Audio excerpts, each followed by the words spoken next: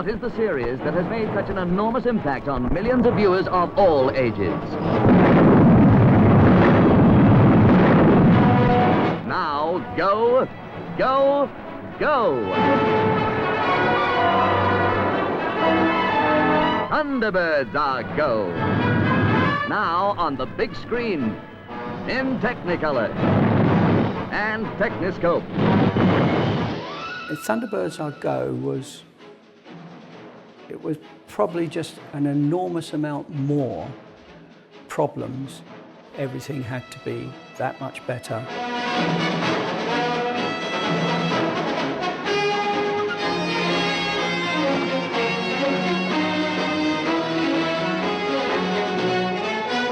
We were going on a big screen. We're blowing up here. The sets had to be immaculate. The props had to be that little bit better. These are puppets, but they're going to be 30 foot tall by the time they get into a cinema. Attention to detail quadrupled, really. Biggest problem of all was, well, we don't want any strings to be seen. Well, I said, but you know, you're going to be putting this on a 70-foot sheet. How can we avoid the strings? He said, well, I don't want to see any.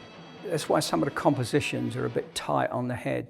Sometimes I feel you are cheating me. Then you kiss me and my mind is free. But then I think I should let you know that I got friends. So baby, listen to me. It was very well made, and I thought it was a great picture, and so did everybody else. It was a really exciting time. I mean, you have to remember, we'd all come up from Supercar and our own private showing down at Ipswich Road, but now we were at Leicester Square. We'd hit the big time, boys. It was just absolutely magic, really and truly.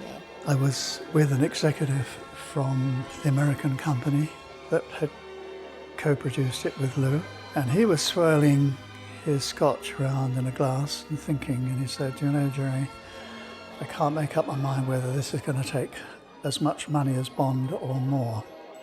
It was a glamorous time for such a small company. Why, it was such a glittering affair, wasn't it, Parker? I don't remember much about it, my lady. If you recall, I was left to serve the drinks. And the film was an amazing success, wasn't it, Parker? Mind the gap, my lady, when you step into the car. Thank you, Parker. We don't want to fall back to Earth, do we? Mind the gap, Alan. Mind the gap, Alan.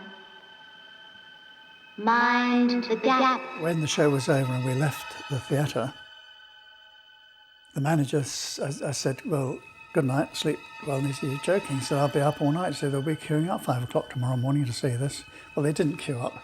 In fact, the theatres were empty. I don't think it got a very good reception at all. I think the reviews were stilted. They weren't kind, as critics aren't. And obviously, it hurt. And the only thing that we could think was at that time, the audience was not used to seeing a feature film version of a television show. So people would look and see Thunderbirds, and they say, well, we've seen it on television.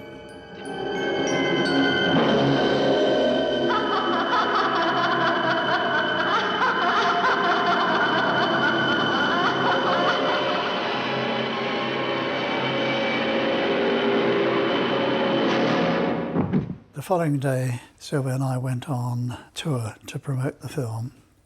It was just a terrible time because our marriage was breaking up. I mean, the movies, I don't know, I should say, but they never worked as well as as they did on the small screen. At the time, we thought we were doing a good job and we thought it was great. But I think, on reflection, I think it's difficult to move that type of show onto the big screen. When we were recording Thunderbirds Are Go, Denham Studios, news came down that Thunderbirds, the television show series, was being cancelled. I went to see Lou, and I thought he was going to say, let's go on with Thunderbirds, but he said, I want a new show.